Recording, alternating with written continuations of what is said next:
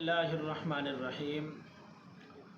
حضرت عبداللہ ابن مسعود رضی اللہ تعالیٰ عنہ سے روایت ہے کہ رسول اللہ صلی اللہ علیہ وسلم نے ارشاد فرمایا کہ جب کوئی بندہ قرآن کی تلاوت کرتا ہے تو اللہ تبارک و تعالی ہر حرف کے بدلے میں اس کو 10 نیکیاں عطا فرماتے ہیں۔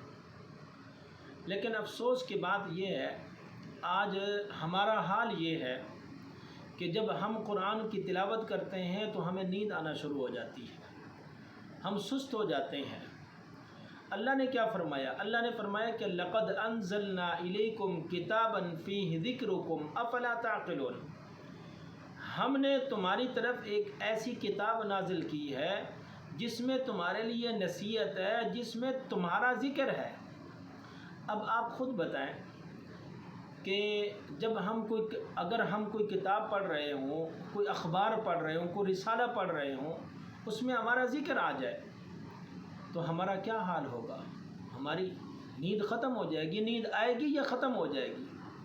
نیند ختم ہو جائے گی، نیند اڑ جائے گی۔ اس لیے بھائیو دوستو، ضرورت اس بات کی ہے کہ جب قرآن کی تلاوت کریں تو پھر حشاش بشاش ہو کر کریں۔